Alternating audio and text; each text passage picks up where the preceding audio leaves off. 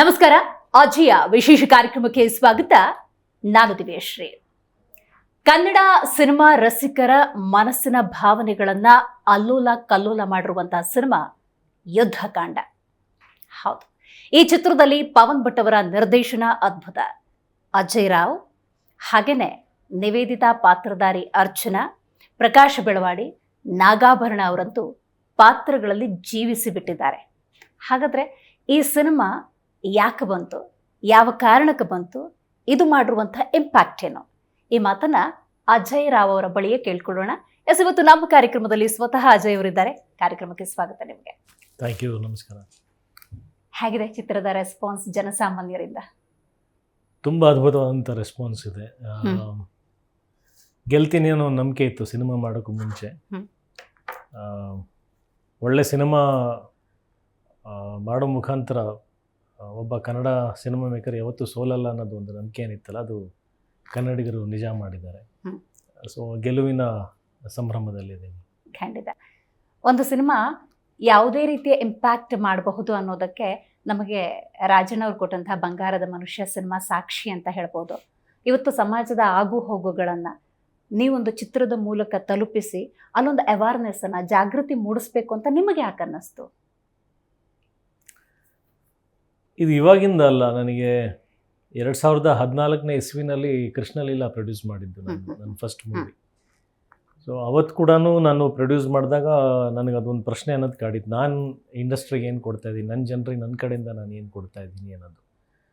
Of course ನಾವು ಬೇರೆ ನಿರ್ಮಾಪಕರು ಬಂದಾಗ, ಬೇರೆ ಡೈರೆಕ್ಟರ್ಸ್ ಬಂದಾಗ ಅವ್ರ ಕಥೆ, ಅವ್ರು ನಮ್ಮನ್ನು ಒಂದು ಪಾತ್ರನಲ್ಲಿ ಊಹೆ ಮಾಡ್ಕೊಂಡು ಕನಸಿಟ್ಕೊಂಡು ಬರೆದಿರ್ತಾರೆ. ಅದಕ್ಕೂ ಗೌರವ ಕೊಡಬೇಕಾಗತ್ತೆ, ಜೊತೆಗೆ ನಮ್ಮ ಸ್ಟಾರ್ ಲೈಫೂ ನಡಿಬೇಕಾಗತ್ತೆ.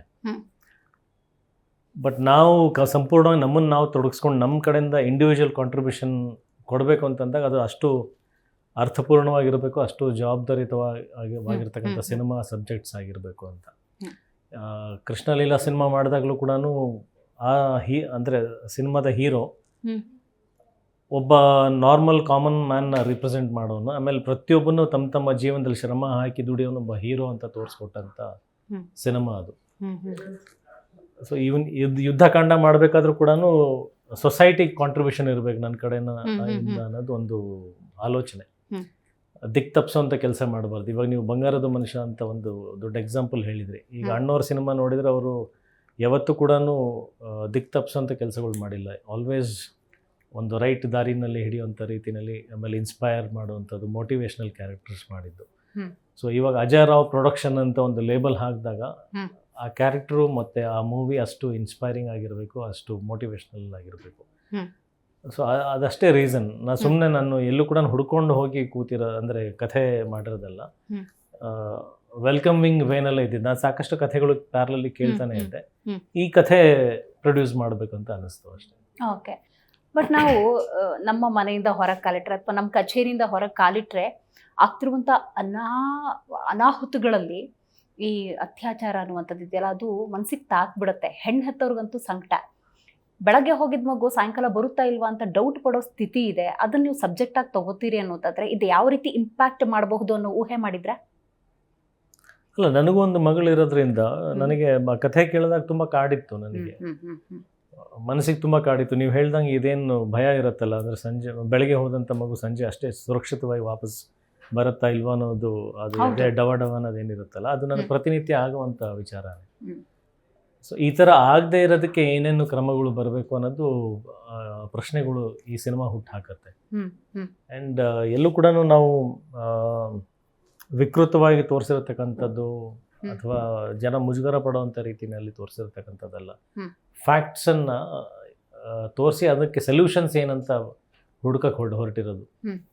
ನಾವು ಬರೀ ಸಮಸ್ಯೆಗಳನ್ನೇ ಚರ್ಚೆ ಮಾಡಿ ಪ್ರಶ್ನೆಗಳೇ ಹಾಕೊಂಡು ಕೊಡೋದಕ್ಕಿಂತ ನಿಮಗೆ ಅದರದ್ದು ಸೊಲ್ಯೂಷನ್ಸು ಸಿಗಬೇಕಲ್ಲ. ಸೊ ಆ ಸೊಲ್ಯೂಷನ್ ಈ ಸಿನಿಮಾ ಯುದ್ಧಕಾಂಡ. ಹಾಗಾಗಿ ನನಗೆ ಯಾವುದೇ ರೀತಿಯಾದಂಥ ಡೌಟ್ಸ್ ಅವೆಲ್ಲ ಏನೂ ಇರಲಿಲ್ಲ. ಓಕೆ. ವೈ ಯುದ್ಧಕಾಂಡ? ಆ ಟೈಟ್ಲೇ ಯಾಕೆ ಬೇಕಾಯಿತು ನಿಮಗೆ?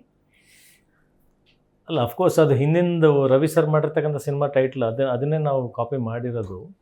ಬಟ್ ಅರ್ಥಪೂರ್ಣವಾಗಿತ್ತು. ನಾವು ಕಥೆ ಎಲ್ಲ ಮಾಡಿ ಸಾಕಷ್ಟು ಚರ್ಚೆಗಳು ಮಾಡ್ತಾ ಇದ್ವಿ ಟೈಟ್ಲ್ ವಿಚಾರದಲ್ಲಿ, ಏನು ಇಡಬೇಕು ಏನು ಇಡಬಾರ್ದು ಅಂತ. ತುಂಬ ಸ್ಟ್ರಾಂಗ್ ಸಬ್ಜೆಕ್ಟ್, ತುಂಬ ಇಂಟೆನ್ಸ್ ಸಬ್ಜೆಕ್ಟ್ ಆಗಿರೋದ್ರಿಂದ ಆಮೇಲೆ ಎಲ್ಲೂ ಕೂಡ ಆ ಟೈಟ್ಲಿಗೆ ಆ ಸಿನಿಮಾಗೆ ಧಕ್ಕೆ ಬರದೇ ಇರೋ ರೀತಿಯಲ್ಲಿ ನಾವು ಅಷ್ಟು ವಂಡರ್ಫುಲ್ ಸ್ಕ್ರಿಪ್ಟ್ ಮಾಡ್ತಾ ಇದೀವಿ ಅಂತಂದಾಗ ವೈ ನಾಟ್ ಅಂತ ಅನಿಸಿದೆ ಅಷ್ಟೇ. ಚಾಪ್ಟರ್ ಆಫ್ ವಾರ್, ಯುದ್ಧಕಾಂಡ ಅಂದರೆ ಚಾಪ್ಟರ್ ಆಫ್ ವಾರ್. ಇಲ್ಲೊಂದು ಯುದ್ಧ ಸಾರ್ತಾ ಇದ್ದಾನೆ ಭರತ್ ಅನ್ನೋ ಕ್ಯಾರೆಕ್ಟರು. ನ್ಯಾಯಾಂಗ ವ್ಯವಸ್ಥೆ ವಿರುದ್ಧ, ಸಮಾಜದಲ್ಲಿ ನಡೆಯುವಂಥ ಅನ್ಯಾಯದ ವಿರುದ್ಧ ಒಂದು ಯುದ್ಧ ಸಾರ್ತಾ ಇದ್ದಾನೆ. ಸೊ ಪ್ರತಿ ಕಡೆನೂ ಆ ಯುದ್ಧನ ವಿಚಾರ ಸಿನಿಮಾದಲ್ಲಿ ಬರುತ್ತೆ. ಹಾಗಾಗಿ ಫ್ಲ್ಯಾಶ್ ಆಗಿದ್ದ ಆ ಟೈಟಲ್ನೇ ಯಾಕೆ ಇಡಬಾರ್ದು ಅಂತ ಅಷ್ಟೇ, ಬೇರೆ ಏನಲ್ಲ. ಓಕೆ, ಇಂಪ್ಯಾಕ್ಟ್ ಅನ್ನೋದು ಈ ಸಿನಿಮಾ ಈಗ ಯಾವ ಮಟ್ಟಕ್ಕೆ ಹೋಗಿದೆ ಅಂದರೆ, ಕಮರ್ಷಿಯಲಿ ಮಾತಾಡೋದ್ರೆ ಎಸ್ ವೆರಿ ಗುಡ್, ಚೆನ್ನಾಗಿದೆ ರೆಸ್ಪಾನ್ಸ್ ಅಂತ ನೀವು ಹೇಳಿದ್ರೆ. ಬಟ್ ನಿಮ್ಮ ಹತ್ರ ಈಗ ಬಹಳಷ್ಟು ಮಹಿಳೆಯರು ಬರ್ಬೋದು, ಹೆಣ್ಮಕ್ಳು ಬರ್ಬೋದು, ಚಿಕ್ಕ ಮಕ್ಕಳು ಬರ್ಬೋದು, ಬಂದ್ಬಿಟ್ಟು ಕೈ ಹಿಡಿದು ಮಾತಾಡ್ತಿರ್ತಾರೆ, ಎಂಥ ಸಿನಿಮಾ ಮಾಡಿದ್ದೀರಿ, ಎಂಥ ಒಂದು ಇಂಪ್ಯಾಕ್ಟ್ ಬರ್ತಿದೆ, ಈ ಥರದ್ದು ಡೆಫಿನೆಟ್ಲಿ ಟಾಕ್ಸ್ಗಳಾಗಿದೆ, ನಿಮ್ಮ ಹತ್ರ ಬಂದಿದ್ದಾರೆ. ಏನನ್ಸುತ್ತೆ ಈಗ ನಿಮಗೆ? ಅಲ್ಲ, ಅದೇ ಒಬ್ಬ ಕಲಾವಿದನಿಗೆ, ಒಬ್ಬ ಫಿಲ್ಮ್ ಮೇಕರ್ಗೆ ತೃಪ್ತಿ ಆಗುವಂಥದ್ದು. ಬರೀ ಕೈ ಹಿಡಿದು ಮಾತಾಡ್ಸೋದಲ್ಲ. ನನಗಿಂತ ಚಿಕ್ಕ ವಯಸ್ಸಿನಲ್ಲಿ ಇರೋರೆಲ್ಲ ನನ್ನ ಅಣ್ಣ ಅಂತ ಭಾವಿಸಿ ನನ್ನ ಕಾಲಿಗೆ ನಮಸ್ಕಾರ ಮಾಡೋದಿದೆ. ದೊಡ್ಡವರು ಅವ್ರ ಸ್ವಂತ ಮಗನ ಹತ್ರ ಎಲ್ಲರೂ ಅಜ್ಜ ಅಜ್ಜಿಯಂದರು ಹಿರಿಯರೆಲ್ಲ ಕೈ ಇಟ್ಟು ತನ್ನ ತಲೆ ಮೇಲೆ ಆಶೀರ್ವಾದ ಮಾಡ್ತಾ ಇದ್ದಾರೆ. ಎಷ್ಟೊಂದು ಜನ ಬಂದು ತಪ್ಕೊಳ್ತಾ ಇದ್ದಾರೆ. ಅಂದರೆ ಅಷ್ಟು ನಮ್ಮವನು ಅಂತ ಅನ್ಸಕ್ಕೆ ಸ್ಟಾರ್ಟ್ ಆಗ್ಬಿಡುತ್ತಲ್ಲ. ಸೊ ಆ ಸಿನಿಮಾ ಆ ರೀತಿಯಲ್ಲಿ ಹಂಗೆ ಕನೆಕ್ಟ್ ಆಗಿದೆ ಅಂತಂದರೆ ಅದು ನಿಜವಾದ ಗೆಲುವು ಆ್ಯಕ್ಚುಲಿ. ಎಷ್ಟೊಂದು ಸಿನಿಮಾಗಳು ದುಡ್ಡು ಮಾಡಿರ್ತವೆ, ಆದರೆ ಜನ ಬೈಕೊಂಡು ಹೋಗಿರ್ತಾರೆ. ಕರೆಕ್ಟ್ ಅಲ್ವಾ? ಏನೇನೋ ಊಹೆ ಇಟ್ಕೊಂಡ್ಬಿಟ್ಟು ಟ್ರೈಲರಲ್ಲಿ ನೋಡಿ ಹಂಗಿರುತ್ತೆ ಹಿಂಗಿರುತ್ತೆ ಅಂದ್ಬಿಟ್ಟು ದೊಡ್ಡ ಓಪನಿಂಗ್ ಬಂದು ಟಿಕೆಟ್ ಪ್ರೈಸ್ ಜಾಸ್ತಿ ಮಾಡಿ ಒಂದು ದೊಡ್ಡ ಓಪನಿಂಗ್ ತೊಗೊಂಡು ದುಡ್ಡು ಮಾಡೋದು ದೊಡ್ಡ ವಿಚಾರ ಅಲ್ಲ.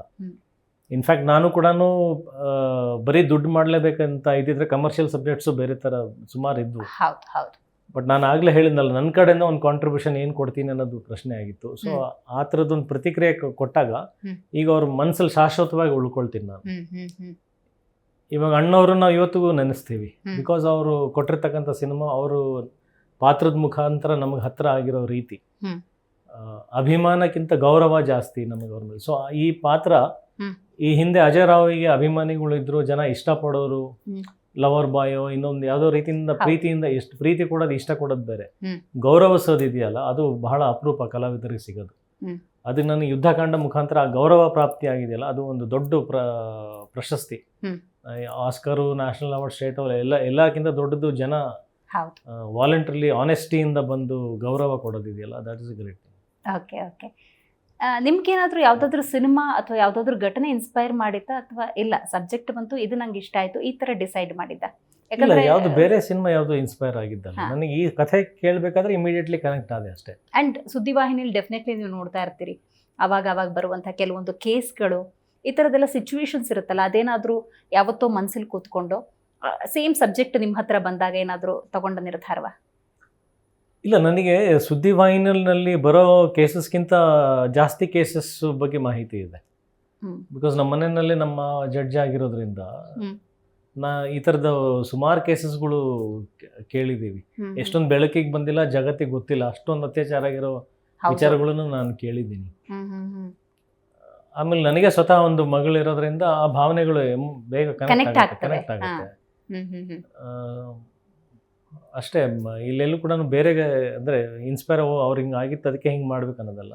ಎವ್ರಿ ಡೇ ನಡೀತಾ ಇರತಕ್ಕಂಥ ಕಾಮನ್ ಕೇಸ್, ಅಷ್ಟು ಕಾಮನ್ ಆಗ್ಬಿಟ್ಟಿದೆ. ಒಂದು ಹೆಣ್ಣು ಮೇಲೆ ಅತ್ಯಾಚಾರ ಆಗೋದು ಇಟ್ಸ್ ಕ್ವೈಟ್ ಕಾಮನ್ ಅನ್ನೋ ಥರ ಆಗೋಗ್ಬಿಟ್ಟಿದೆ. ಸೊ ಹಂಗಾಗಿ ಯಾವುದಕ್ಕೆ ಅಂತ ರಿಲೇಟ್ ಮಾಡ್ಕೊಳ್ತೀರಾ? ಪ್ರತಿಯೊಂದು ಇನ್ಸಿಡೆಂಟಿಗೂ ರಿಲೇಟ್ ಆಗುತ್ತೆ ಯುದ್ಧಕಾಂಡ. ನಟನೆ ಬಗ್ಗೆ ನಿಮ್ಮ ಬಗ್ಗೆ ಮಾತಾಡೋದೇ ಬೇಡ, ಅದು ಬಂದ್ಬಿಟ್ಟಿದೆ. ಬಟ್ ಈ ಸಿನಿಮಾದಲ್ಲಿ ಇರುವಂಥ ತಾರಾ ಬಳಗ, ಪ್ರಕಾಶ್ ಬೆಳವಾಡಿ ಅವರು ಇರ್ಬೋದು, ನಾಗಾಭರಣ ಅವರು ಇರ್ಬೋದು, ಅರ್ಚನಾ ಅವ್ರು ಇರ್ಬೋದು, ನೀವು ಒಂಥರ ಜೀವಿಸ್ಬಿಟ್ಟಿದ್ರಲ್ಲ, ಅದೊಂಥರ ಪರಕಾಯ ಪ್ರವೇಶ ಆಗಿಬಿಟ್ಟಿದೆಯಲ್ಲ. ಹೆಂಗಿರ್ತಿತ್ತು ಶೂಟಿಂಗ್ ಸೆಟ್ಟಲ್ಲೆಲ್ಲ? ಈಗ ಪ್ರತಿಯೊಂದು ಡೆಫಿನೆಟ್ಲಿ ಡಿಸ್ಕಷನ್ ಅಂತೂ ಇರುತ್ತೆ ಶೂಟಿಂಗ್ ಟೈಮಲ್ಲಿ.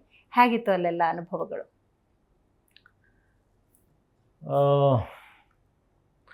ಅಂದರೆ ಎಲ್ಲರೂ ಪ್ರೊಫೆಷ್ನಲ್ ಆರ್ಟಿಸ್ಟ್ಸ್. ಹೌದು, ಎಲ್ಲರೂ ತಮ್ಮ ಪಾತ್ರನ ತುಂಬ ಚೆನ್ನಾಗಿ ಅರ್ಥ ಮಾಡ್ಕೊಂಡಿದ್ರು.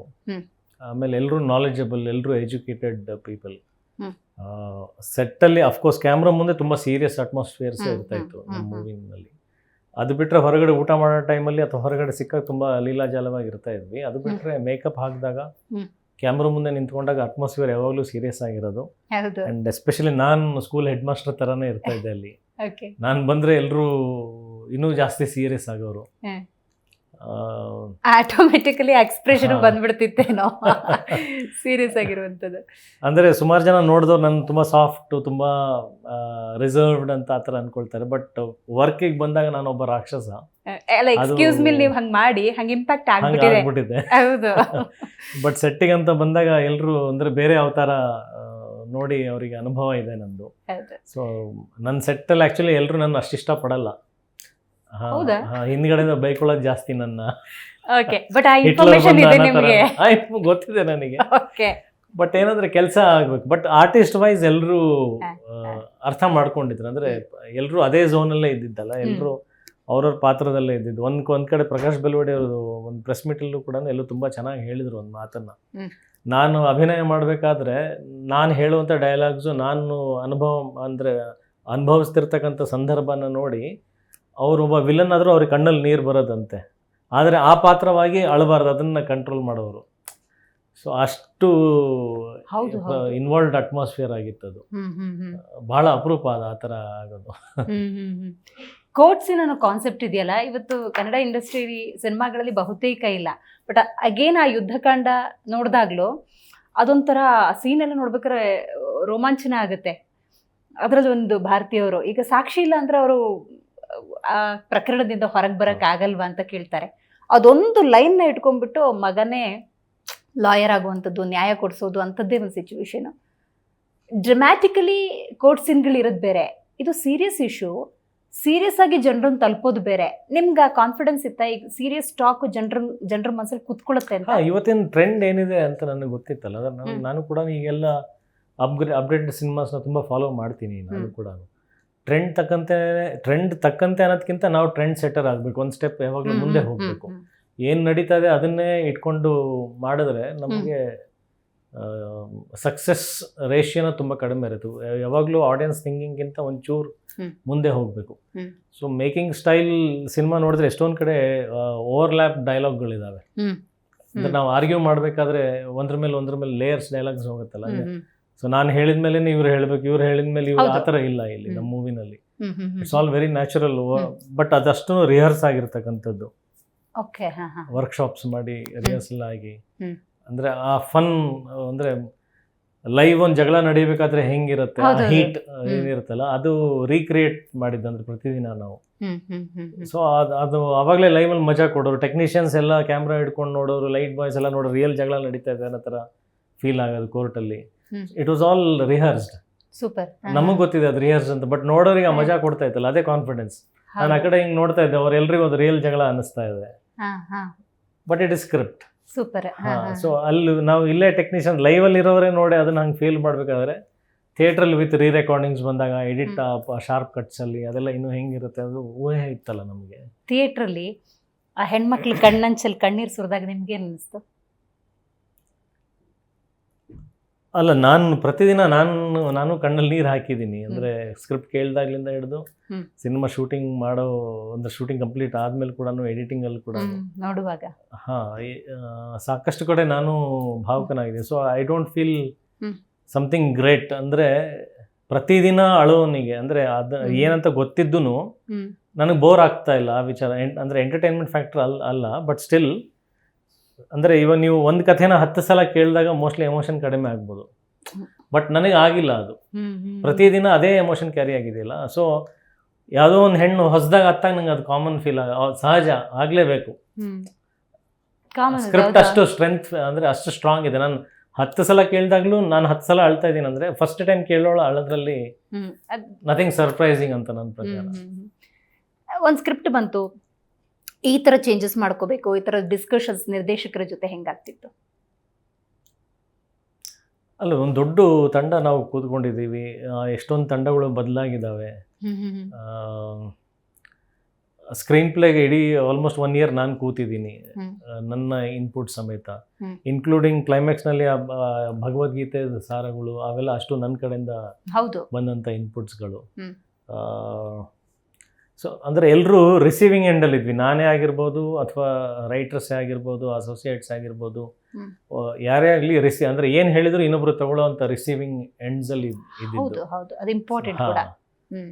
ಅಲ್ಲೆಲ್ಲೂ ಕೂಡ ಆರ್ಗ್ಯೂವಿಂಗ್ ಅಂಡ್ ಡಿಸೀವಿಂಗ್ ಅಂದ್ರೆ ಇದು ಇಲ್ಲ Disagree ಈ ತರ ಇರ್ಲಿಲ್ಲ. ಆ ಥರದ್ದು ಏನು ಎಲ್ಲರೂ ರಿಸೀವಿಂಗ್ ಎಂಡ್ಸ್ ಅಲ್ಲೇ ಹ್ಮ್. ಬಿಕಾಸ್ ಎಲ್ಲರೂ ಒಂದು ಝೋನಿಗೆ ಬಂದ್ಬಿಟ್ಟಿದ್ವಲ್ಲ, ಒಂದೇ ಮೈಂಡ್ ಸೆಟ್ ಥರ. Hmm. So it was very easy going.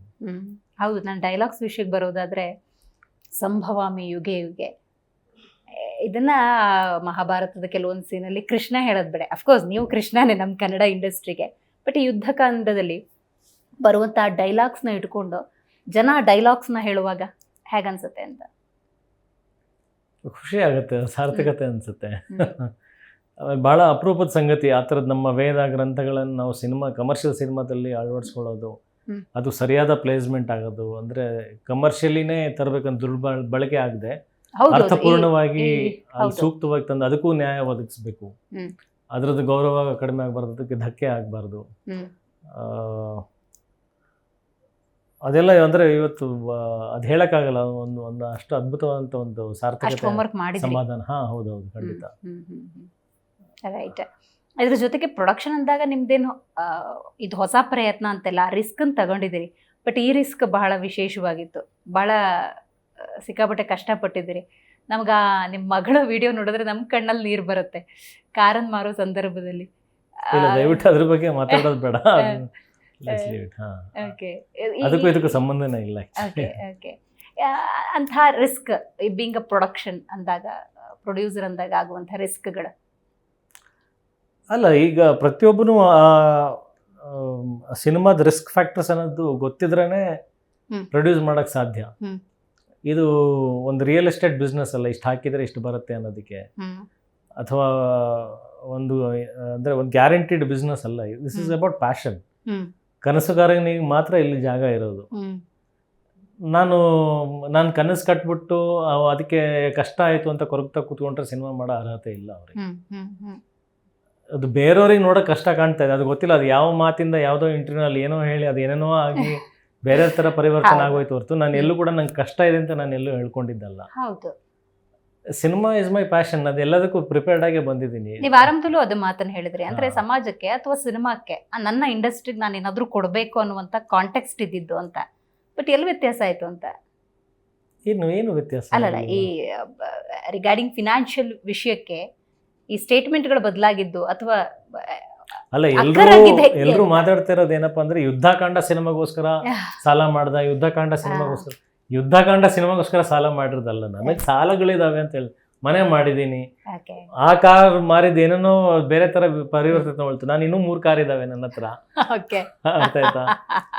ಈಗ ನಂದು ಏನೇನೋ ಬೇರೆ ಹುದ್ದೆಗಳಲ್ಲೂ ಇನ್ವೆಸ್ಟ್ಮೆಂಟ್ಸ್ ಇದೆ, ಅರ್ಥ ಆಯ್ತಾ? ಸೊ ಈ ಥರದ್ದೆಲ್ಲ ಪ್ಯಾರಲಲ್ ಇದ್ದಾಗ ಈ ಸಿನಿಮಾ ಆ ಟೈಮಲ್ಲಿ ಕಾಕತಾಳಿಯಾಗಿ ಬಂತು.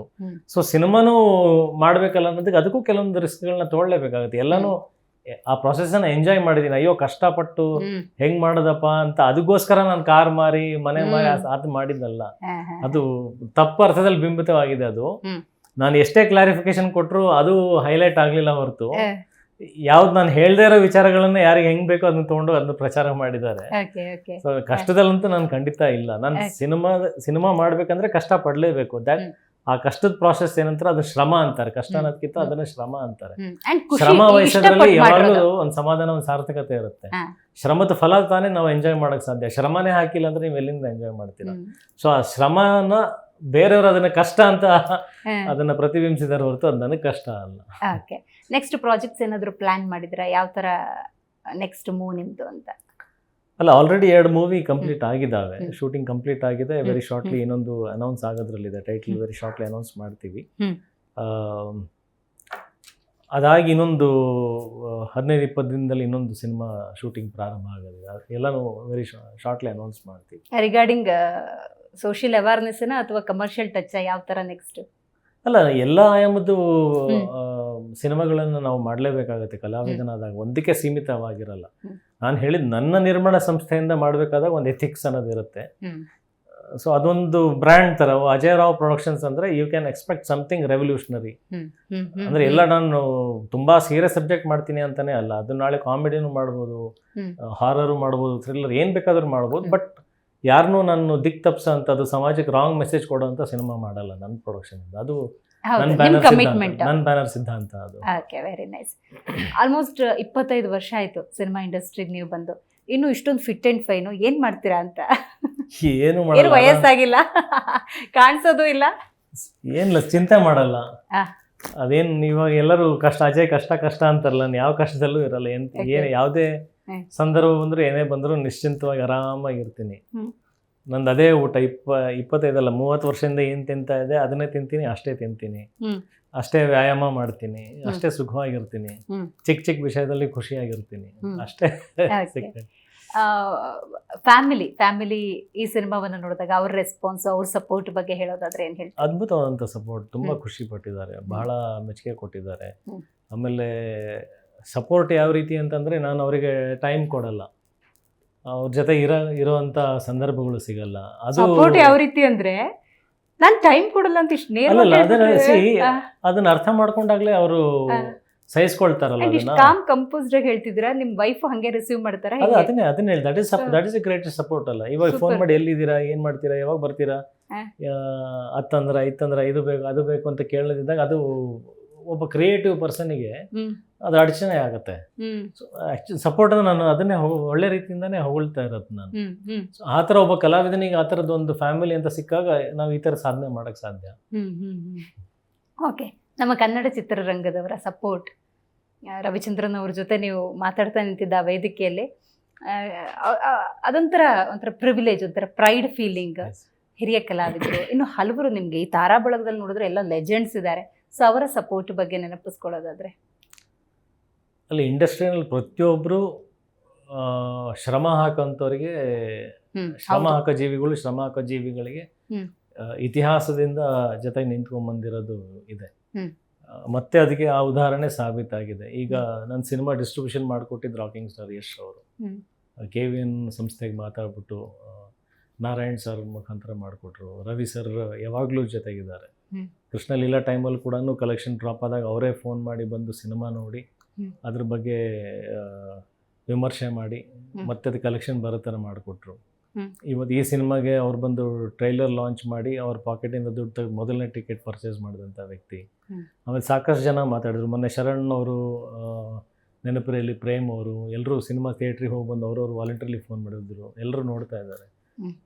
ರಕ್ಷಿತಾ ಮೇಡಮ್ ಅವ್ರು ಫೋನ್ ಮಾಡಿದರು, ಪ್ರೇಮ್ ಅವ್ರು ಸ್ವಿಟ್ಜರ್ಲ್ಯಾಂಡಿಂದ ಬರ್ತಿದ್ದಂಗೆ ನಾವು ಪಿಕ್ಚರ್ ನೋಡೋಕೆ ಹೋಗ್ತಾ ಇದ್ದೀವಿ ಅಂತ. ರಾಜ್ ಬಿ ಶೆಟ್ಟಿ ಅವ್ರು ಫೋನ್ ಮಾಡಿದರು, ರಕ್ಷಿತ್ ಶೆಟ್ಟಿ ಅವರು ಸಪೋರ್ಟ್ ತಿಳಿಸಿದರು. ಸೊ ಇಂಡಸ್ಟ್ರಿ ಇವರಲ್ಲಿ ಎಲ್ಲರೂ ಅಂದರೆ ಶ್ರಮಕ್ಕೆ ಗೌರವ ಕೊಡೋರು, ಸಿನಿಮಾನ ಪ್ರೀತಿಸೋರು, ಯಾವಾಗಲೂ ಜೊತೆಗೆ ಒಗ್ಗಟ್ಟಾಗಿ ನಿಂತಿದ್ದಿದೆ. ಇತ್ತೀಚಿನ ಕನ್ನಡ ಸಿನಿಮಾಗಳು ಅಂದಾಗ ಇಂಪ್ಯಾಕ್ಟ್ ಮಾಡೋಕ್ಕೆ ಬರ್ತಾವೇನೋ ಅನ್ನೋ ರೀತಿಯ ಸಿನಿಮಾಗಳು ಬರ್ತಿದೆ. ಈ ಹಿಂದೆ ಬರ್ತಿದ್ದ ಸಿನಿಮಾಗಳು ನಾವು ಮಿಡಲ್ ಸ್ವಲ್ಪ ನೋಡೋದಾದ್ರೆ ಕಮರ್ಷಿಯಲಿ ಲವ್ ಸ್ಟೋರೀಸು ಈ ಥರದಿತ್ತು. ಬಟ್ ಇವಾಗೆಲ್ಲ ಥೀಮ್ ಓರಿಯೆಂಟೆಡ್ ಇದೆಯಲ್ಲ, ಈ ಟ್ವಿಸ್ಟ್ ಬಗ್ಗೆ ನಿಮ್ಗೆ ಏನು ಅನಿಸುತ್ತೆ? ಅಂದರೆ ಸಮಥಿಂಗ್ ಕನ್ನಡ ಇಂಡಸ್ಟ್ರಿ ಅಂದರೆ ಬೆಳೀತಾ ಇರುವ ಅಥವಾ ಅಭಿವೃದ್ಧಿ ಹೊಂದಿರುವ ಈ ರೇಂಜಲ್ಲಿತ್ತು, ಡೆವಲಪಿಂಗ್ ಅಂತ. ಕನ್ನಡ ಚಿತ್ರರಂಗವನ್ನ ಬೇರೆ ಎಲ್ಲ ಚಿತ್ರರಂಗ ತಿರುಗಿ ನೋಡೋ ಹಾಗೆ ಈ ಥೀಮ್ಗಳು ಮಾಡ್ತಿದ್ದಾವಲ್ಲ, ಇದ್ರ ಬಗ್ಗೆ ಏನು ಹೇಳ್ತೀರಿ ಅಂತ? ಅಲ್ಲ, ಇನ್ನಷ್ಟು ಒಳ್ಳೆ ಒಳ್ಳೆ ಪ್ರಯತ್ನಗಳು ಆಗೋ ಸಾಧ್ಯತೆಗಳಿದ್ದಾವೆ. ಕನ್ನಡ ಚಿತ್ರರಂಗದಲ್ಲಿ ಅದ್ಭುತವಾದಂಥ ಟೆಕ್ನಿಷಿಯನ್ಸ್, ಅದ್ಭುತವಾದಂಥ ರೈಟರ್ಸ್ ಎಲ್ಲರೂ ಇದ್ದಾರೆ. ಅವ್ರನ್ನ ನಂಬಿ ಸಿನಿಮಾ ಪ್ರೊಡ್ಯೂಸ್ ಮಾಡೋ ಅಂಥ ಸಂಸ್ಥೆಗಳು ಬರಬೇಕು, ಒಂದು. ಎರಡನೇದು, ಇನ್ನೂ ಪ್ರೇಕ್ಷಕರ ವರ್ಗದಲ್ಲಿ ಬಹಳ ಕಡಿಮೆ ಸಂಖ್ಯೆಯಲ್ಲಿ ತುದಿಗಾಲಲ್ಲಿ ನಿಂತು ಹೋಗಿ ಸಿನಿಮಾ ನೋಡೋವಂಥದ್ದು. ಅದು ಬಿಟ್ಟರೆ ಸಾಕಷ್ಟು ಪ್ರೇಕ್ಷಕರು ಇನ್ನೂ ಕೂಡ ಕನ್ನಡ ಚಿತ್ರರಂಗದಲ್ಲಿ ಒಳ್ಳೆ ಸಿನಿಮಾ ಬರಲ್ಲ, ನಾವು ಕನ್ನಡ ಸಿನಿಮಾ ನೋಡಲ್ಲ, ನಾವು ಮಲಯಾಳಂ ಸಿನಿಮಾ ಮಾತ್ರ ನೋಡ್ತೀವಿ, ಆ ಥರ ಮಾಡಲ್ಲ, ಈ ಥರ ಮಾಡಲ್ಲ ಕಂಪೇರ್ ಮಾಡಿಕೊಂಡೇ ಕೂತಿದ್ದಾರೆ ಹೊರತು ಅವ್ರಿಗೆ ಇನ್ನೂ ಅದು ತಲುಪ್ತಾ ಇಲ್ಲ. ನಾವು ಮಾಡ್ತಾ ಇದ್ದೀವಿ, ನಮ್ಮಲ್ಲೂ ಆ ಥರದ್ದು ಒಂದು ಒಳ್ಳೆ ಸಿನಿಮಾಗಳು ಬರ್ತದೆ ಅಂತ ಅವ್ರವರೆಗೂ ಹೋಗಿ ಅದು ರೀಚ್ ಆಗ್ತಾ ಇಲ್ಲ. ಅದು ಯಾಕೆ ಅಂತ ನಮ್ಗೆ ಗೊತ್ತಾಗ್ತಾ ಇಲ್ಲ. ಇದೇ ಇವಾಗ ಯುದ್ಧಕಾಂಡ, ಇವಾಗ ನಾನು ದೊಡ್ಡ ಯಶಸ್ಸು ಸಿಕ್ಕಿದೆ ನನಗಿಲ್ಲ ಅಂತಲ್ಲ. ಬಟ್ ಒಂದು ತೆಲುಗುನಲ್ಲಿ ಬಂದಿರತಕ್ಕಂಥ ಒಂದು ಕೋರ್ಟ್ ಸಿನಿಮಾ ಯುದ್ಧಕಾಂಡಕ್ಕಿಂತ ಜಾಸ್ತಿ ಗಳಿಕೆ ಮಾಡಿದೆ ಕರ್ನಾಟಕದಲ್ಲಿ. ಒಂದು ಮಂಜುಮಲ್ ಬಾಯ್ಸ್ ಅನ್ನೋ ಒಂದು ಸಿನಿಮಾ ನಮ್ಗಿಂತ ಜಾಸ್ತಿ ಗಳಿಕೆ ಮಾಡಿದೆ. ಸೊ ಈ ಥರದ ಸಾಕಷ್ಟು ಉದಾಹರಣೆ ಕೊಟ್ಕೊಂಡು ಹೋದರೆ, ಒಂದು ಕಡಿಮೆ, ನಮ್ಗಿಂತ ಕಡಿಮೆ ಬಜೆಟ್ ಇರೋ ಸಿನಿಮಾ ನಮ್ಗಿಂತ ಜಾಸ್ತಿ ಗಳಿಕೆ ಮಾಡ್ಕೊಂಡು ಹೋಗಿದ್ದಿದೆ. ಅದು ನೋಡಿದವ್ರು ಅಷ್ಟು ಜನ ನಮ್ಮ ಹೃದಯಶಾಲಿ ಸೋ ಕಾಲ್ಡ್ ಕನ್ನಡಿಗರು ಯಾರು ಕನ್ನಡದಲ್ಲಿ ಒಳ್ಳೆ ಸಿನಿಮಾ ಬರಲ್ಲ ಅಂತ ಹೇಳೋರು. ಸೊ ಅವರು ಕೂಡ ಹೌದು ಬರ್ತಾ ಇದೆ ಅಂತ ಅವರಿಗೂ ಮನವರಿಕೆ ಆದರೆ ಕನ್ನಡ ಚಿತ್ರರಂಗ ಇದಕ್ಕಿಂತ ಇನ್ನೂ ದೊಡ್ಡ ಬಿಸ್ನೆಸ್ ಮಾಡುತ್ತೆ. ಸೊ ಆ ಥರ ಕಂಟೆಂಟ್ ಸಿನಿಮಾ ದೊಡ್ಡ ಬಿಸ್ನೆಸ್ ಮಾಡುತ್ತೆ ಅಂತ ಗೊತ್ತಾದಾಗ ಇನ್ನೊಂದಷ್ಟು ಮೇಕರ್ಸ್ ಮುಂದೆ ಬರ್ತಾರೆ, ಇನ್ನೊಂದಷ್ಟು ಮುಂದೆ ರೈಟರ್ಸ್ ಮುಂದೆ ಬರ್ತಾರೆ. ಅಟ್ಲೀಸ್ಟ್ ಇಂಥ ಸಿನಿಮಾ ಬಂದಾಗ ಬಂದು ನೋಡಿದ್ರೆ ರಿಯಲೈಸೇಷನ್ ಆಗುತ್ತೆ. ಹೌದು, ಇನ್ನೂ ಭಾರಿ ಸಂಖ್ಯೆಯಲ್ಲಿ ಬರಬೇಕು. ಯಾರ್ಯಾರು ಬಂದಿದ್ದಾರೆ ಅವ್ರು ಅವ್ರಿಗೆ ನಾನು ಕೈ ಮುಗಿದು ಧನ್ಯವಾದಗಳನ್ನ ಹೇಳ್ತೀನಿ. It's A great contribution. ಮನೆಯಿಂದ ಬಂದು ಥಿಯೇಟರ್ ಸಿನಿಮಾ ನೋಡ್ತಾ ಇದಾರಲ್ಲ, ಒಳ್ಳೆ ಕಂಟೆಂಟ್ ಅನ್ನ ಗುರುತಿಸ್ತಾ ಇದ್ದಾರೆ. ಬಟ್ ಇದು ಸಾಲದು, ಇನ್ನೂ ಎಷ್ಟೊಂದು ಜನ ಇದ್ದಾರೆ ಅವ್ರಿಗೆ ಗೊತ್ತೇ ಇಲ್ಲ, ಸ್ಟಿಲ್ ಹಂಗೆ ಅನ್ಕೊಂಡಿದ್ದಾರೆ ಕನ್ನಡ ಚಿತ್ರರಂಗದಲ್ಲಿ ಒಳ್ಳೆ ಸಿನಿಮಾ ಬರ್ತಾ ಇಲ್ಲ ಅನ್ಕೊಂಡೆ ಮನೇಲಿ ಕೂತ್ಬಿಟ್ಟಿದ್ದಾರೆ. ಅವ್ರು ಆಚೆ ಬರಬೇಕು ಅವರು ಕೂಡ. ಓಕೆ, ಇನ್ನು ಸಿನಿಮಾ ಅಂತ ಸಂದರ್ಭದಲ್ಲಿ ಈ ರೀತಿಯೇ ಹೋಗ್ಬೇಕು ಅಂತ ಏನಾದ್ರು ನಿಮ್ದು ಪ್ರಿನ್ಸಿಪಲ್ ಇಟ್ಕೊಂಡಿದ್ದೀರಾ? ನೀವು ಆಕ್ಟ್ ಮಾಡುವಂತ ಸಿನಿಮಾಗಳಲ್ಲಿ ಅಥವಾ ನಿಮ್ಮ ಪ್ರೊಡಕ್ಷನ್ಸ್ ಇಂದ ಬರುವಂತದ್ದೇ ಹಿಂಗಿರ್ಬೇಕು ಅಂತ ಏನಾದ್ರು ಪ್ಲಾನ್ಸ್ ಇದೆಯಾ? ನಾನೊಬ್ಬ ಕಲಾವಿದ, ಒಬ್ಬ ರೈಟರ್ದು ಕನಸುಗಳನ್ನ ಅವ್ನು ಇಡೀ ಸಿನಿಮಾನ ಏನ್ ಡಿಸೈನ್ ಮಾಡಿರ್ತಾನೆ ಅದರಲ್ಲಿ ನಾನು ಕೈ ಹಾಕುವಂತ ನನಗೆ ಅಧಿಕಾರ ಇಲ್ಲ. ಬಟ್ ನನ್ನ ಪಾತ್ರ ಏನಿದೆಯಲ್ಲ, ನಾನು ಚೂಸ್ ಮಾಡುವಂತ ನನ್ನ ಪಾತ್ರ ಅದು ಸರಿಯಾದ ರೀತಿಯಲ್ಲಿ ಇರಬೇಕು ಅಷ್ಟೇ. ಅದಕ್ಕೊಂದು ಮಾರಾಲಿಟಿ ಕನ್ಕ್ಲೂಷನ್ಸ್ ಅನ್ನೋದು ಇರಬೇಕು. ಅದು ಬಿಟ್ಟರೆ ಸಿನಿಮಾದ ಕಂಪ್ಲೀಟ್ ಮಾಲೀಕರು, ನಿರ್ಮಾಪಕರು, ನಿರ್ದೇಶಕರಾಗಿರ್ತಾರೆ. ಬಟ್ ನನ್ನ ಸಂಸ್ಥೆಗೆ ಅಂತ ಬಂದಾಗ ನಾನು ಆಗ್ಲೇ ಹೇಳ್ದಾಗ್ಲೇ ಇಡೀ ಸಿನಿಮಾದ ಒಂದು ಎಥಿಕ್, ಒಂದು ಗೋಲ್ ಅನ್ನೋದಿರೋದು. ಈ ಸಿನಿಮಾ ಶೂಟಿಂಗ್ ಸಮಯದಲ್ಲಿ ಏನಾದ್ರೂ ಸರಿ ಬರಲಿಲ್ಲ, ಅದಕ್ಕೆ ರೀಶೂಟ್ ಮಾಡೋಣ, ಈ ತರದ ಏನಾದ್ರು ಸಿಚುವೇಶನ್ ಆಯ್ತಾ? ಯಾವ್ದಾದ್ರು ಪರ್ಟಿಕ್ಯುಲರ್ ನೆನಪಿಸ್ಕೊಳ್ಬೋದಾ? ತುಂಬಾ ಇದಾವೆ, ಹೇಳಕ್ ಬರಲ್ಲ. Okay, right. 2 ವರ್ಷ ಆಲ್ಮೋಸ್ಟ್ ಶೂಟ್ ಮಾಡಿದೀವಿ ಅಂದ್ರೆ ಲೆಕ್ಕ ಹಾಕೊಳ್ಳಿ. ರೈಟ್. ನಿಮ್ದು ಕೆಲವೊಂದು ಮೂಮೆಂಟ್ಸ್ ನೋಡ್ಬೇಕಾದ್ರೆ, ಆಕ್ಟಿಂಗ್ ನೋಡ್ಬೇಕಾದ್ರೆ ಆ ಕೈ, ಮುಖ, ಕಣ್ಣಲ್ಲಿ ಆಗುವಂತಹ ಭಾವನಾತ್ಮಕ ಏರಿಳಿತಗಳು, ಐವನ ಕಾಫಿ ಕೂಡ ಹುಡುಗ ಬಂದ್ಬಿಟ್ಟ ಗೆದ್ಮೇಲೆ, ಕೇಸ್ ಗೆದ್ಮೇಲೆ ನೀವು ಕೊಡಿರಂತೆ ಅಂತ ಹೇಳುವಂಥ ಸಿಚುವೇಶನ್ನು ಎದುರುಗಡೆ ಇರೋ ಪ್ರೇಕ್ಷಕನಿಗೆ ಕೆರಳಿಸುತ್ತೆ.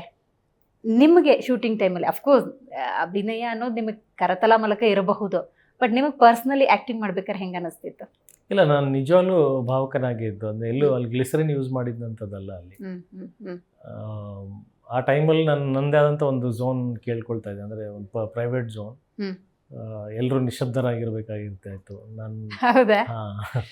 ಸೊ ನಾನು ಬಂದು ಕೂತ್ಕೊಂಡಾಗ ಅಂದರೆ ಮಲ್ಟಿಪಲ್ ಕ್ಯಾಮ್ರಾಸ್ ಇಟ್ಟು ಆಲ್ ಸಿಂಗಲ್ ಟೇಕ್ಸಲ್ಲೇ ಇರ್ತಾ ಇತ್ತು, ಯಾವುದನ್ನು ರೀಟೇಕ್ ಹೋಗಂಗಿಲ್ಲ. ಸೊ ಈ ಥರದ್ದೆಲ್ಲ ಕೆಲವೊಂದು, ಅದಕ್ಕೆ ನಾನು ಬಂದರೆ ಅಷ್ಟು ಎಲ್ಲರೂ ಭಯ ಪಡೋರು.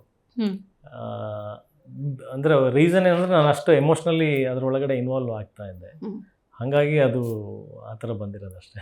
ಓಕೆ, ಈಗ ಪ್ರಕಾಶ್ ಬೆಳವಾಡಿ ಅವರ ಆ್ಯಕ್ಟಿಂಗ್ ಅಫ್ಕೋರ್ಸ್ ಅವರು ಜೀವಿಸಿದ್ದಾರೆ, ಅರ್ಚನಾ ಅವ್ರು ಜೀವಿಸಿದ್ದಾರೆ. ಅವರ ಆ್ಯಕ್ಟಿಂಗ್ಗಳನ್ನ ನಾಗಾಭರಣ ಅವರು, ಇವು ಸಂತೋಷ್ ಶಿಶುನಾಳ ಶರೀಫ ನೋಡಿದ್ರೆ ಸಾಕು ಅವ್ರು ಏನು ಅಂತ ಗೊತ್ತಾಗ್ಬಿಡುತ್ತೆ. ಅಂಥ ಒಂದು ಸಿನಿಮಾಗಳನ್ನು ಕೊಟ್ಟವರು, ನಟಿಸಿದವರು ನಿಮ್ಮ ಸಿನಿಮಾದಲ್ಲಿದ್ದಾರೆ. ಅವರ ಪಾತ್ರ, ಅವರ ಅಭಿನಯವನ್ನ ನೀವಿಲ್ಲಿ ನೆನಪು ಮಾಡ್ಕೊಳ್ಳೋದು? ಎಂಜಾಯ್. ನಾನು ಅದನ್ನೇ ಹೇಳಿದೆ, ಒಳಗೇನೆ ದೀಪಾವಳಿ ಎಲ್ಲ ಪಟಾಕಿ ಎಲ್ಲ ಹೊಡೆದ, ಅಂದರೆ ಚಿಕ್ಕ ಚಿಕ್ಕ ಸೂಕ್ಷ್ಮತೆ ನಲ್ಲೂ ಕೂಡ ಅವ್ರ ಪರ್ಫಾರ್ಮೆನ್ಸ್ನಲ್ಲಿ ಗೆದ್ದಿರೋದು. ಯಾವಾಗ ಒಬ್ಬ ಅಪೋನೆಂಟ್ ಕ್ಯಾರೆಕ್ಟರ್ಸ್ ತುಂಬ ಎತ್ತರದಲ್ಲಿ ತನ್ನ ಪರ್ಫಾರ್ಮೆನ್ಸ್ ಮುಖಾಂತರ ನಿಲ್ತಾನೋ, ಒಬ್ಬ ಹೀರೋಗೆ, ಒಬ್ಬ ಪ್ರೊಟಗನಿಸ್ಟಿಗೆ ಅಷ್ಟು ಚಾಲೆಂಜಸ್ ಆನ್ ಸ್ಕ್ರೀನ್, ಅಂದರೆ ಪ್ರೇಕ್ಷಕನಿಗೆ ಅಷ್ಟು ಕುತೂಹಲ ಮೂಡಿಸುತ್ತೆ ಅದು, ಇದನ್ನು ಹೆಂಗೆ ಗೆದ್ದು ಬರ್ತಾನೆ ಅನ್ನೋವಂಥ ವಿಚಾರಗಳಲ್ಲಿ. ಅವರು ಅಪೋನೆಂಟ್ ಕ್ಯಾರೆಕ್ಟರ್ಸೇ ಡಮ್ಮಿ ಆಗಿಬಿಟ್ರೆ ಹೀರೋಗೆ ಚಾಲೆಂಜಸ್ ಇರಲ್ಲ ಸಿನಿಮಾದಲ್ಲಿ. ಸೊ ಅದಕ್ಕೆ ಅಷ್ಟು ಪ್ರಬುದ್ಧವಾದಂಥ ಕಲಾವಿದರನ್ನು ನಾವು ತಗೊಳ್ಬೇಕಾಗಿತ್ತು. ಅವ್ರು ಆ ಥರದ್ದು, ಅಂದರೆ ನನ್ನನ್ನು ಓವರ್ಟೇಕ್ ಮಾಡಿ ಪರ್ಫಾರ್ಮ್ ಮಾಡೋ ಟೈಮಲ್ಲೆಲ್ಲ ನಾನು ತುಂಬ ಖುಷಿ ಪಟ್ಟಿದ್ದೀನಿ. ಆ್ಯಕ್ಚುಲಿ ಒಳ್ಳೊಳಗೆ ಡ್ಯಾನ್ಸ್ ಮಾಡಿದ್ದೀನಿ. This is going to be the thrill, ಇದನ್ನು ಆಡಿಯನ್ಸ್ ಎಂಜಾಯ್ ಮಾಡ್ತಾರೆ ಅನ್ನೋದು. ಈವನ್ ಅರ್ಚನಾ ಆಲ್ಸೋ ಒಂದು ಲೇಡಿ ಪರ್ಫಾರ್ಮರ್ ನಮ್ಮ ಇಂಡಸ್ಟ್ರಿ ಬೇಕಿತ್ತು. ನಾನು ಅಂದರೆ ರಾಧಿಕಾ ಪಂಡಿತ್ನಲ್ಲಿ ಆ ಕ್ಯಾಲಿಬರ್ ನೋಡಿದ್ದೆ.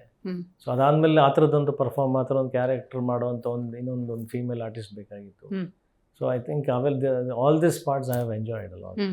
ನಾಗಾಭರಣ ಸರ್, ಅದೇ ನಾಗಾಭರಣ ಸರ್ ಬಗ್ಗೆನೇ ಪ್ರಕಾಶ್ ಬೆಳವಾಡಿ ಅವರು, ನಾಗಾಭರಣ ಸರ್ ಅವರು, ಅಂದರೆ ಆ ಸೂಕ್ಷ್ಮತೆಗಳ ಬಗ್ಗೆ ಹೇಳಿದ್ದೆ ನಾನು ನಾಗಾಭರಣ ಸರ್ ಬಗ್ಗೆನೇ. ಜಡ್ಜ್ ಸ್ಥಾನದಲ್ಲಿ ಕೂತ್ಕೊಂಡು ಕೂಡ ಏನು ಡೈಲಾಗ್ಸ್ ಕೆಲವೊಂದು ಕಡೆ ಇಲ್ಲದೆ ಇದ್ರು ಬರೀ ಕಣ್ಣಲ್ಲೇ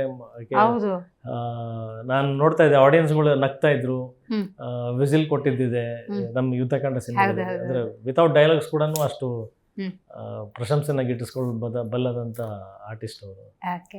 ಸೊ ಈ ಸಿನಿಮಾ ಮಾಡಿ ಒಂದು ಆತ್ಮತೃಪ್ತಿ ಅಂತೂ ಡೆಫಿನೆಟ್ಲಿ ಅಜಯ್ ಅವರಿಗೆ.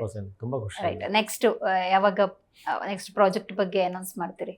Very shortly. ಫಸ್ಟ್ ಇದರದೆಲ್ಲ ಸಂಭ್ರಮವನ್ನು ಕಂಪ್ಲೀಟ್ಲಿ ಜೀವಿಸೋಣ, ಜೀರ್ಣ ಆಗಲಿ, ಜೀವಿಸೋಣ, ಇದನ್ನ ಎಂಜಾಯ್ ಮಾಡೋಣ ಫಸ್ಟ್. ಬ್ಯಾಕ್ ಟು ಬ್ಯಾಕ್ ಒಂದು 3 ಸಿನಿಮಾ ಅನೌನ್ಸ್ ಆಗ್ತವೆ ಇವಾಗ. ನೆಕ್ಸ್ಟ್ ಪ್ಲಾನ್ಸ್ ಎಲ್ಲ ತರ ಆಗ್ತಾ ಇದೆ. Right, thank you so much. ಇವತ್ತಿನ ಕಾರ್ಯಕ್ರಮದಲ್ಲಿ ನೀವು ಬಂದು ಯುದ್ಧಕಾಂಡ ಅಂದಾಗ ಯಾವ ರೀತಿ ಅದು ಯುದ್ಧಕಾಂಡ ಆಯಿತು ಅನ್ನೋದನ್ನು ತಿಳಿಸ್ಕೊಟ್ರಿ. ಡೆಫಿನೆಟ್ಲಿ ಇದು ಸಕ್ಸಸ್ಫುಲ್ ಆಗಲಿ, ಯಶಸ್ವಿ ಆಗಲಿ. ಎಷ್ಟರ ಮಟ್ಟಿಗೆ ಅಂದರೆ ಸಮಾಜದಲ್ಲಿ ಯಾರೇ ಏನೇ ಒಂದು ಹೆಜ್ಜೆ ಇಡಬೇಕಾದ್ರೂ ಪ್ರಜ್ಞೆಯಿಂದ ಇಟ್ಕೊಂಡು ಇಡ್ಲಿ ಅನ್ನುವಂಥ ಸಂದೇಶವನ್ನು ಕೊಟ್ಟಿದ್ದೀರಿ. ಆ ಸಂದೇಶ ನೂರಾರು ದಿನಗಳನ್ನು ನೀವು ಅನುಭವಿಸುವಂತಾಗಲಿ ಅಂತ ನಮ್ಮ ಕಡೆಯಿಂದ ಹಾರೈಕೆಗಳು. Thank you so much. So ನೋಡೋದಿಲ್ಲ ವೀಕ್ಷಕರೇ, ಇವತ್ತಿನ ನಮ್ಮ ಕಾರ್ಯಕ್ರಮದಲ್ಲಿ ನಟ ನಿರ್ಮಾಪಕ ಅಜಯ್ ರಾವ್ ಅವರು ಭಾಗಿಯಾಗಿದ್ರು. ಯುದ್ಧಕಾಂಡ 2 ಅನ್ನುವಂಥ ಸಿನಿಮಾವನ್ನು ಮಾಡಿದ್ದಾರೆ. ಸಮಾಜದ ಆಗು ಹೋಗುಗಳನ್ನು ಇಟ್ಕೊಂಡು ಮಾಡಿರುವಂಥ ಸಿನಿಮಾ ಇದು. ಯಾಕಂದರೆ ಹೆಣ್ಣು ಅಂದಾಗ 4 ಗೋಡೆಗಷ್ಟೇ ಸೀಮಿತವಾಗಿರುವ ಸಂದರ್ಭದಲ್ಲಿ 4 ಕ್ಷೇತ್ರದಲ್ಲಿ ನಾನು ಕೂಡ ಏನಾದರೂ ಸಾಧನೆ ಮಾಡಬೇಕು ಅನ್ನೋದಕ್ಕೆ ಬ್ರೇಕ್ ಹಾಕ್ತಾ ಇದೆ ಇಂಥ ಅತ್ಯಾಚಾರದಂಥ ಪ್ರಕರಣಗಳು. ಕಾಣಿಸೋದಕ್ಕೆಲ್ಲ ಹೆಣ್ಮಕ್ಳಿಗೂ ಆಗೋದಿಲ್ಲ. ಅದಕ್ಕೊಂದು ಸಪೋರ್ಟ್ ಅನ್ನೋದಿರ್ತಾರೆ. ನ್ಯಾಯಾಲಯದ ಮೆಟ್ಟಿಲು ಹೋಗಲಿ, ಪೊಲೀಸ್ ಸ್ಟೇಷನ್ಗೆ ಹೋಗಿ ಕಂಪ್ಲೇಂಟ್ ಕೊಡುವಂಥ ತಾಕತ್ತು ಇವತ್ತಿನ ಹೆಣ್ಮಕ್ಳಿಗಿಲ್ಲ. ಅಂಥ ಒಂದು ವಿಚಾರವನ್ನು ಇಟ್ಟುಕೊಂಡು ಸಮಾಜದಲ್ಲಿ ತಿದ್ದುಪಡಿಯನ್ನು ಸರಿಯಾದ ರೀತಿಯಲ್ಲಿ ತರಬೇಕು ಮತ್ತು ನನಗೆ ಬದುಕನ್ನು ಕೊಟ್ಟಂತಹ ಸಿನಿಮಾ ಇಂಡಸ್ಟ್ರಿಗೆ ನನ್ನದೇ ಆದಂಥ ಒಂದು ಕೊಡುಗೆಯನ್ನು ಕೊಡಬೇಕು ಅನ್ನುವಂಥ ಸಿನಿಮಾವೇ ಯುದ್ಧಕಾಂಡ. ನೀವು ಈ ಚಿತ್ರವನ್ನು ನೋಡಿ ಯಶಸ್ವಿ ಮಾಡಿಕೊಡಿ ಅಂತ ಹೇಳ್ತಾ ಇವತ್ತಿನ ಕಾರ್ಯಕ್ರಮವನ್ನು ಮುಗಿಸೋಣ. ನೋಡ್ತಾರೆ ಜಿ ಕನ್ನಡ ನ್ಯೂಸ್, ಸತ್ಯವೇ ಸುದ್ದಿಯ ಜೀವಾಳ. ಈಗೊಂದು ವಿರಾಮದ ನಂತರ ಅಜಯ ವಿಶೇಷ ಕಾರ್ಯಕ್ರಮ ಮುಂದುವರಿಯುತ್ತೆ. ಈಗೊಂದು ಬ್ರೇಕ್ನ ನಂತರ ಅಜಯ ವಿಶೇಷ ಕಾರ್ಯಕ್ರಮ ಮುಂದುವರಿಯುತ್ತೆ. ಬ್ರೇಕ್ನ ನಂತರ ಅಜಯ ವಿಶೇಷ ಕಾರ್ಯಕ್ರಮಕ್ಕೆ ಸ್ವಾಗತ. ವಿರಾಮದ ನಂತರ ಅಜಯ ವಿಶೇಷ ಕಾರ್ಯಕ್ರಮಕ್ಕೆ ಸ್ವಾಗತ.